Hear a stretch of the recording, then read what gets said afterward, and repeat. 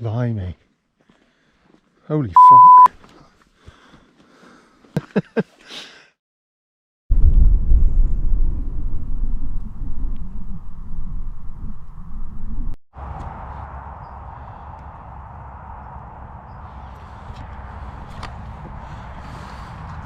Well, we're out in Gloucestershire, Gloucestershire again, up near in the parish of Withington.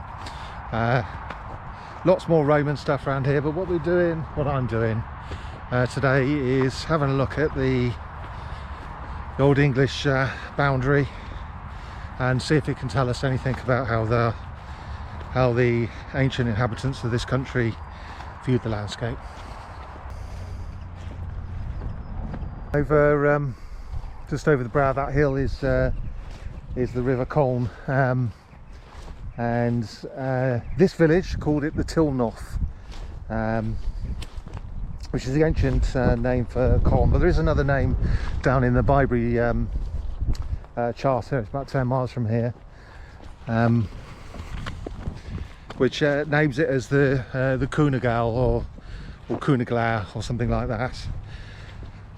Which is, or and if the G is soft, you can see how it developed into the River Colne. But up here, it's the Tilnoth.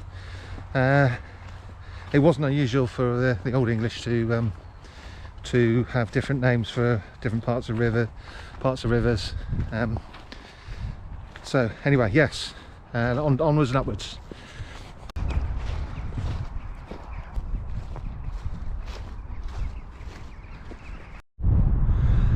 Down there at the bottom of the hill, where the woods go, the wood and the hedge goes along there, that is the River Colne, Tilnoth, and that is the boundary between Withington and the other parishes around it.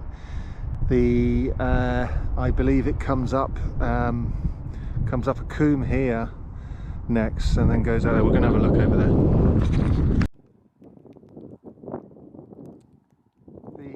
Boundary comes up here from the Tilnoth, so it goes up this combe here and then up into the higher ground, up onto the ridge.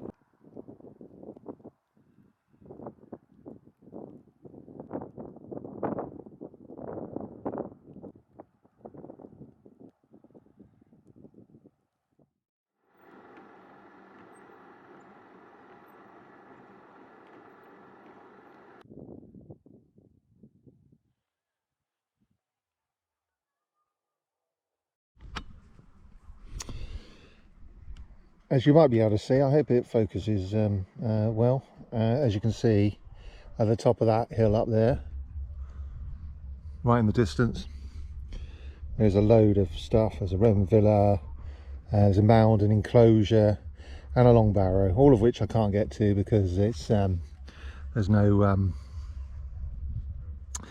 public footpaths. It's off the beaten track. So I'll just point that out. So the boundary goes along that ridge down into the valley, then along here into this valley here, and so I've come to this point where there's a nice footpath to go down.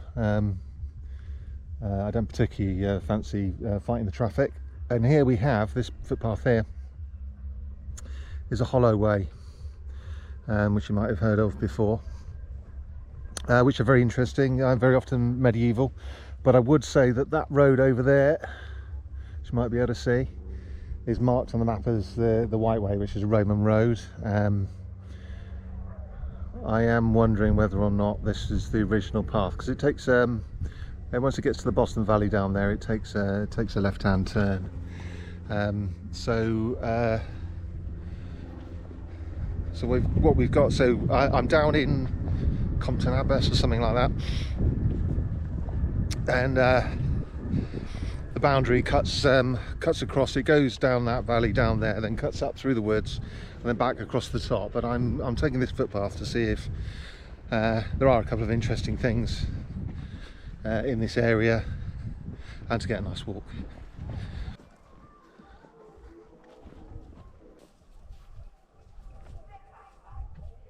There's a lot of lumps and bumps around here, all of it. It's not just the holloway we stood on. It is making me wonder whether or not it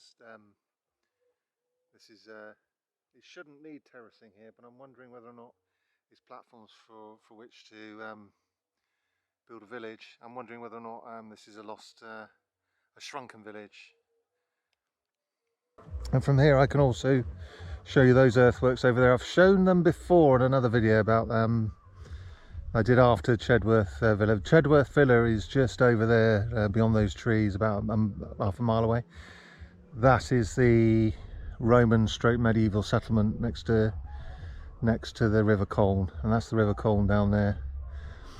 And it's a very enigmatic set of earthworks. There's more, pretty much any unorthodox marks you can see in the landscape tend to be man-made. So I don't know whether my finger's pointing in the right, I'm trying to get my finger to point in the right direction. That there is either an old field boundary or a lynchet, which is like a type of terracing on the landscape. And there's further up in the distance coming down, I don't know whether you can see there's something else as well. It might just be moving.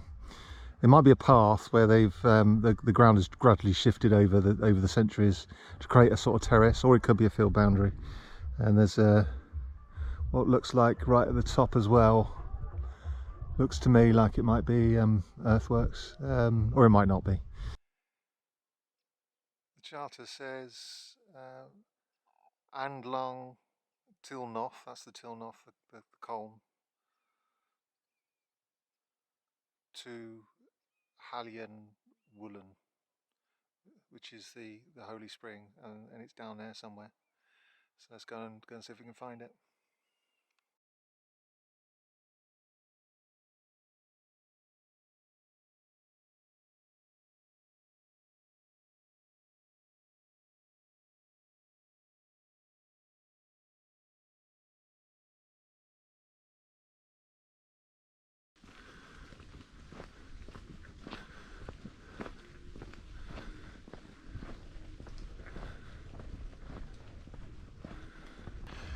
The boundary comes along here, and then and that's the Coombe. This is called Turpin's Green on the OS map, and there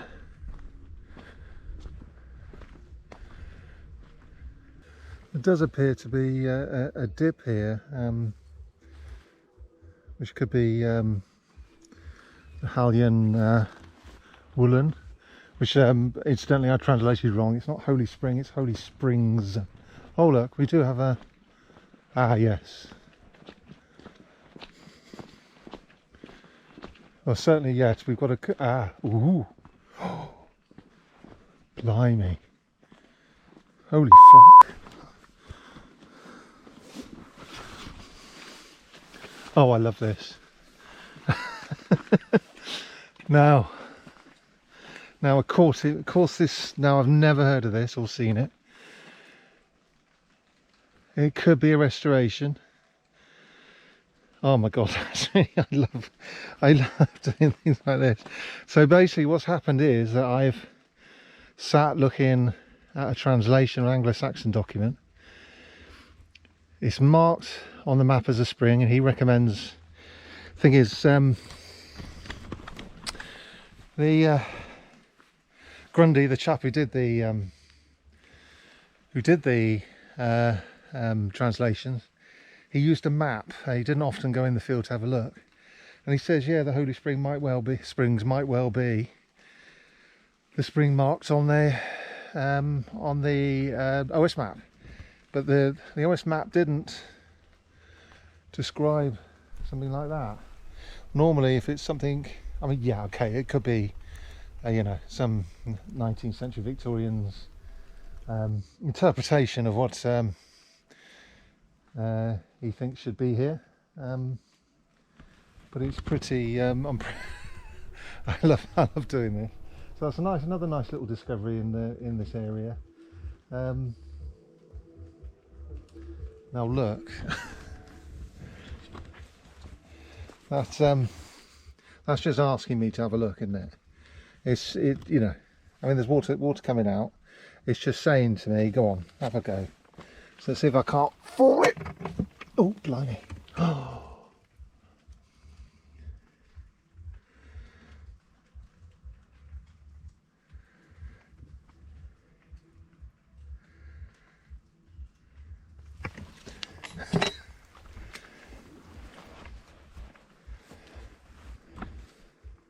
I need to find out more. If you're, I hope that's focused all right. If you're in any doubt, normally antiquities are shown in Gothic script, but there was that's where it is there, where my thumb is.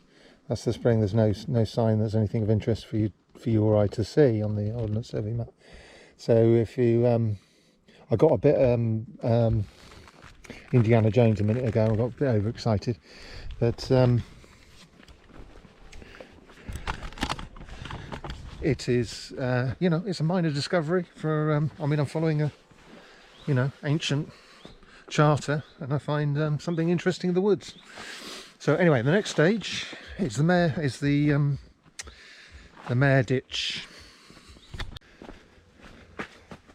It's not made for fat boys, this one. Oh, Christ! Ugh. It's a short bit of earthwork. I might have to come back here in the winter and have a look. And a mare ditch means border dike, boundary dike, and it would have gone all the way down here at one point. I would have thought.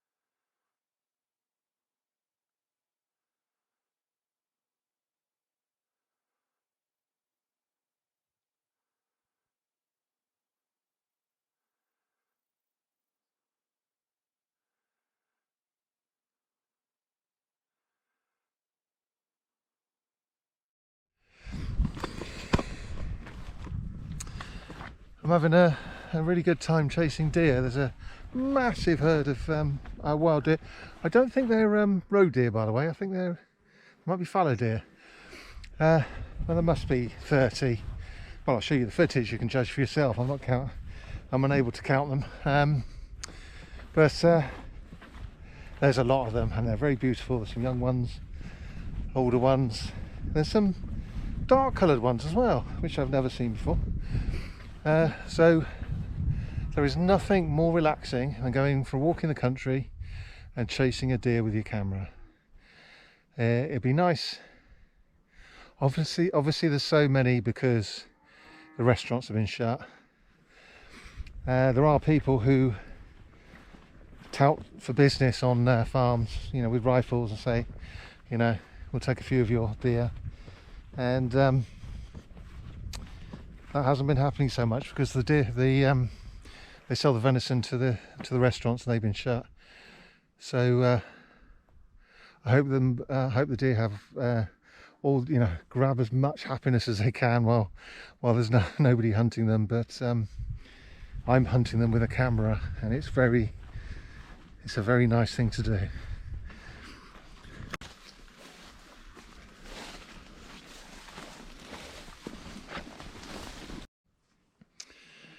It's been a long day. I've found the boundary again. It's as usual, roads and paths don't necessarily follow the boundary, but anyway, this part is we're north of a farm called Woodlands, and what we have, and this is he's identified. This is Grundy. He's identified a landmark here, north of farm called Woodlands.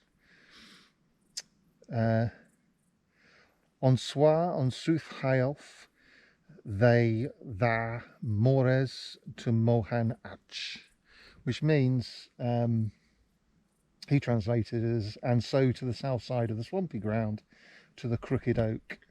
He goes on to say the Crooked Oak is at the sharp corner, which is over there, where it takes the boundary goes along here, does a little right angle, and then heads on again that way. And so that's the Crooked Oak, Wohan Ach, was here, and then it goes on further on. I'll have to do it another day because I am soaking wet. I wish I wore my boots. It's been sort of showering. There have been showers every all day long, and so the grass is really wet, the trees are really wet, I'm really wet. I wish I'd worn my boots. But anyway, so I hope you've enjoyed this little walk. I hope it's been informative. Any questions, put them in the comments below. I'll be happy to answer them as best I can, and I'll see you on the next one. Thank you for watching. Ta-da for now.